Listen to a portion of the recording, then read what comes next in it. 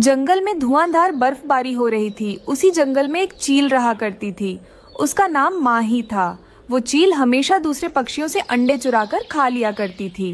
काफी दिन हो चुके हैं मुझे अंडे खाए हुए। अभी जाकर ढूंढती हूँ किसी ने अंडे दिए हैं या नहीं।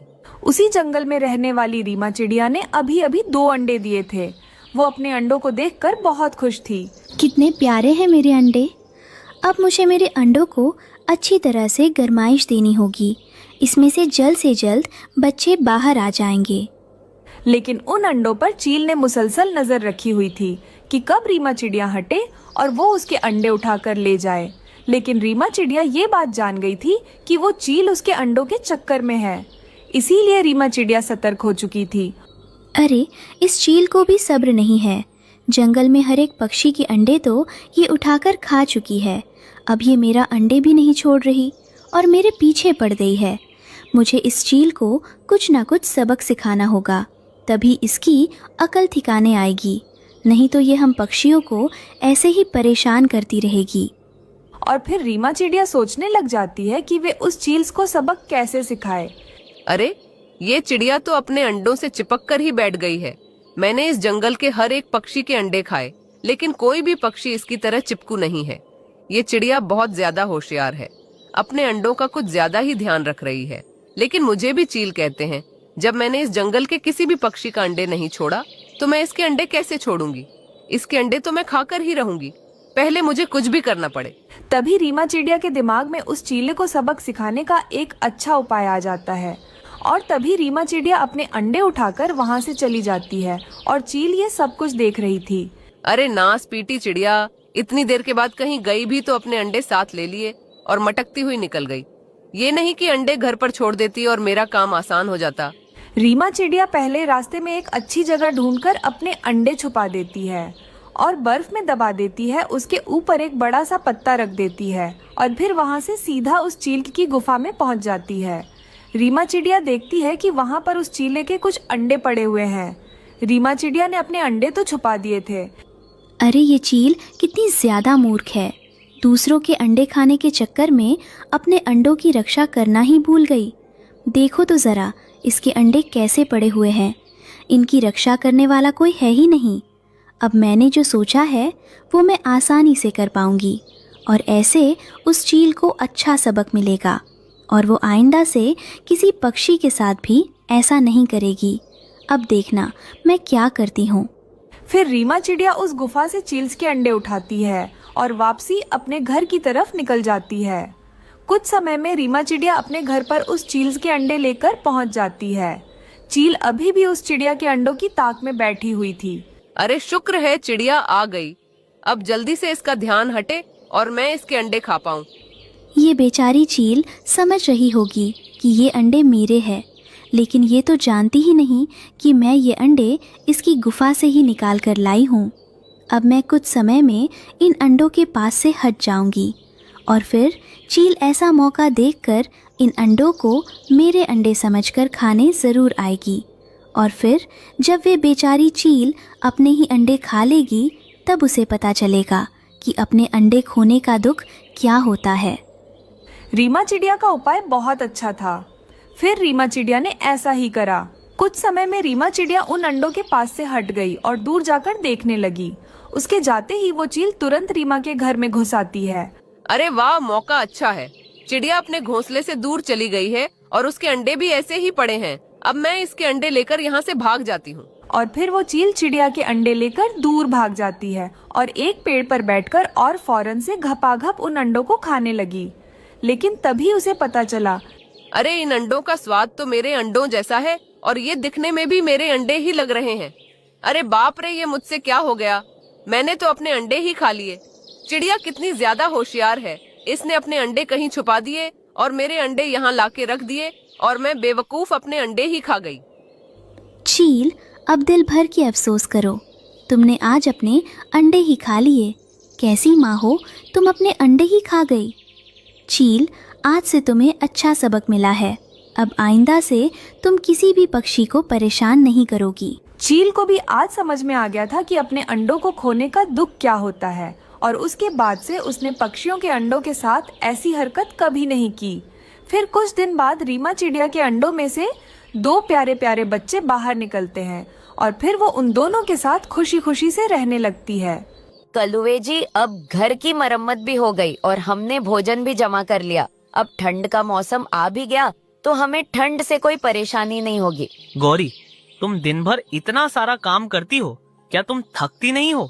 हाँ तो कलुए जी, आप भी तो इतना ज्यादा काम करते हो। आप इतनी ज्यादा सूखे में भोजन खोज कर ले आते हो।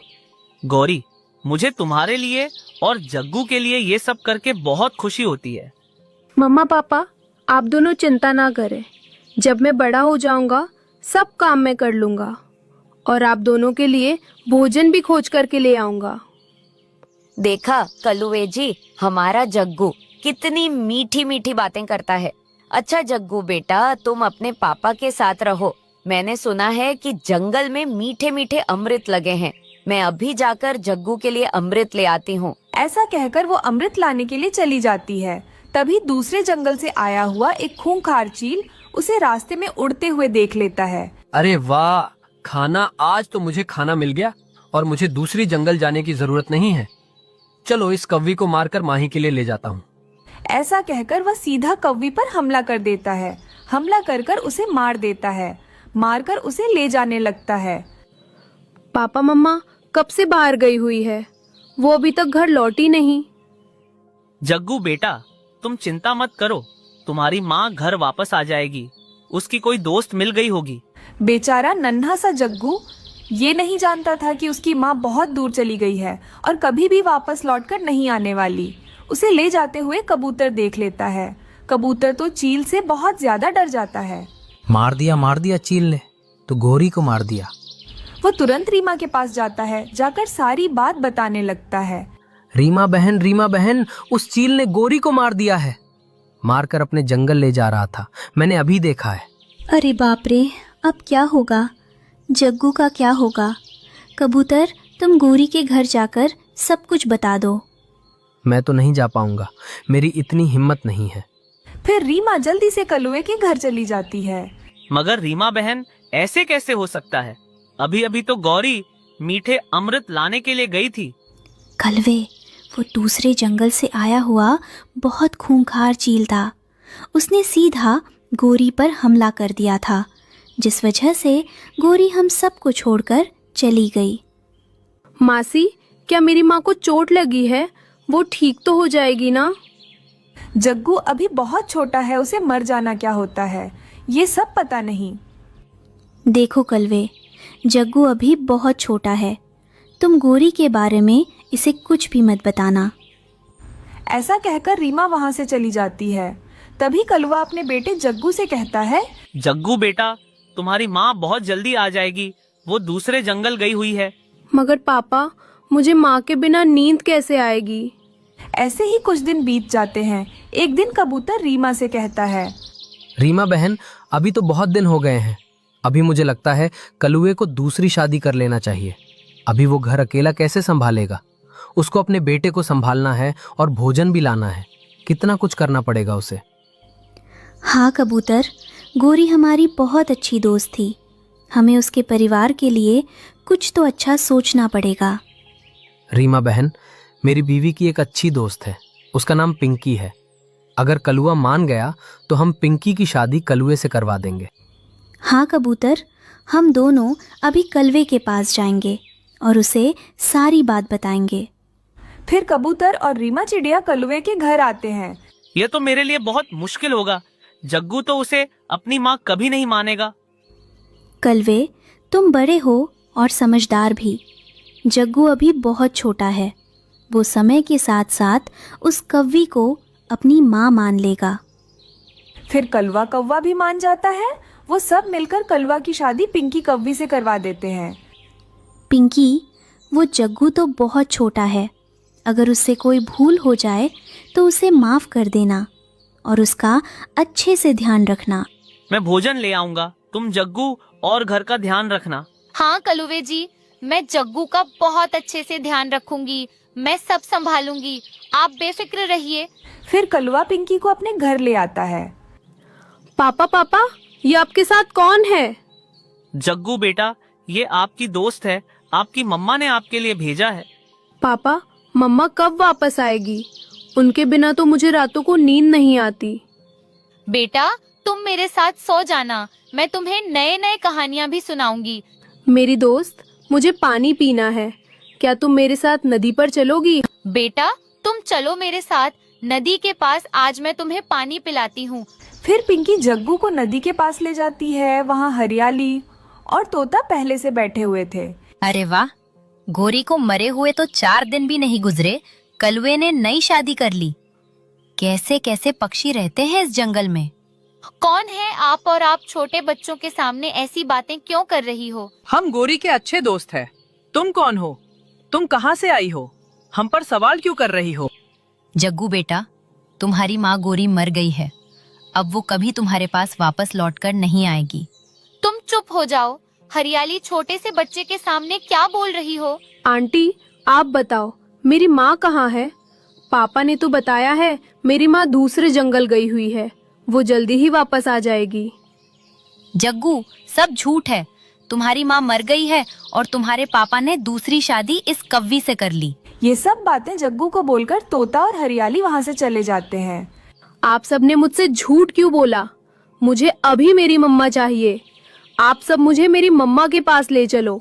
मैं आपके साथ नहीं रहूंगा। जग्गू, मेरी जान, मैं आपकी मम्मा की तरह ही आपसे प्यार करूंगी, फिर कभी झूठ नहीं बोलूंगी। फिर पिंकी कव्वी जल्दी से जग्गू को घर लाती है। घर आते ही जग्गू अपनी माँ को याद करके रोते हुए सो जाता है। आधी रात को जग्गू के सपने में उसकी माँ गोरी कव्वी आती है। जग्गू बेटा, तुम्हारी नई मम्मा बहुत ही अच्छी है। मैंने ही उन्हें भेजा है। तुम उनसे प्यार से रहो और हर बात मानो। मैं कभी वापस लौट कर नहीं आ पाऊंगी। मैं बहुत दूर चली गई हूँ। माँ, आप कहाँ हो? आप जो बोलोगी मैं वही करूँगा। फिर जग्गू जल्दी से अपनी नई माँ के गले लग जाता है। पापा, मम्मा, आप दोनों मुझे माफ कर दो।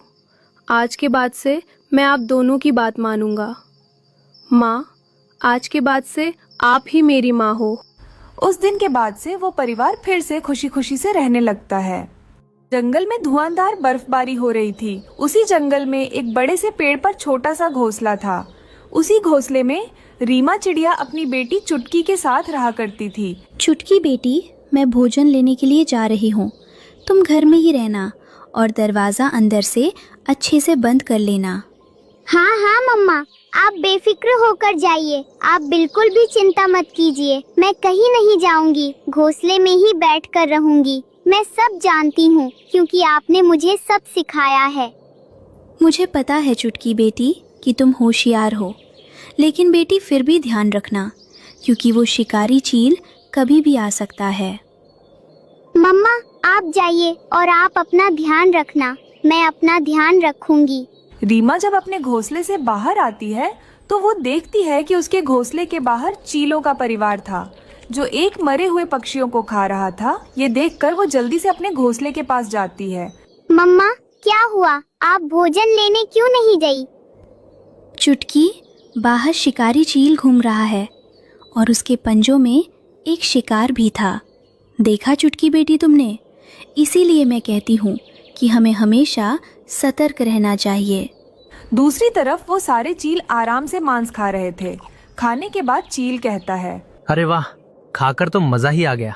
मगर पति जी, मेरा तो पेट नहीं भरा और चीलू का भी पेट भी नहीं भरा। अब हम क्या करेंगे? हाँ पापा, मेरा भी पेट नहीं भरा। मुझे तो और खाना है। कुछ ना कुछ कीजिए ना पापा। तुम दोनों चिंता मत करो, मैं अभी कुछ ना कुछ करता हूँ। मम्मा, आप मुझे छोड़कर मत जाना। मुझे बहुत डर लग रहा है। नहीं चुटकी बेटी, ऐसे घबराते नहीं हैं। हम पक्षियों को पेट भरने के लिए बाहर तो जाना ही पड़ेगा।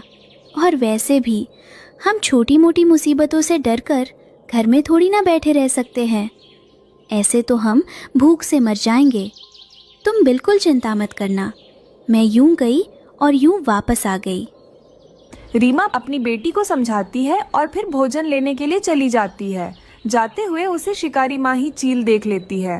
पति जी, जल्दी से उधर देखिए, उधर एक चिड़िया जा रही है। कहाँ कहाँ किधर? वो चिड़िया तो बहुत दूर जा चुकी है। अब हम लोग क्या करेंगे? तभी मही चील को एक उपाय आता है। पति जी, मेरे पास एक उपाय है। क्यों ना हम उस चिड़िया के घोंसले के अंदर जाकर बैठ जाए। जब वो चिड़िया वापस आएगी तो हम लोग उसे मार कर आराम से खा जाएंगे। ये कहकर वो दो चील चिड़िया के घोंसले की तरफ बढ़ते हैं, लेकिन उन लोगों को ये नहीं पता था कि घर के अंदर चिड़िया की बेटी भी है। चील को अपने घोंसले की तरफ आते हुए देखकर चुटकी डर जाती है।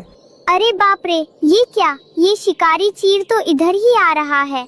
अब मैं क्या करूं? मुझे तो कुछ समझ नहीं आ रहा। ये सोचकर चुटकी जल्दी से खिड़की से बाहर निकलती है। चील और उसकी पत्नी उस घोंसले में घुस जाते हैं। घोंसला छोटा होने के कारण वो दो चील उसी घोंसले में फंस जाते हैं।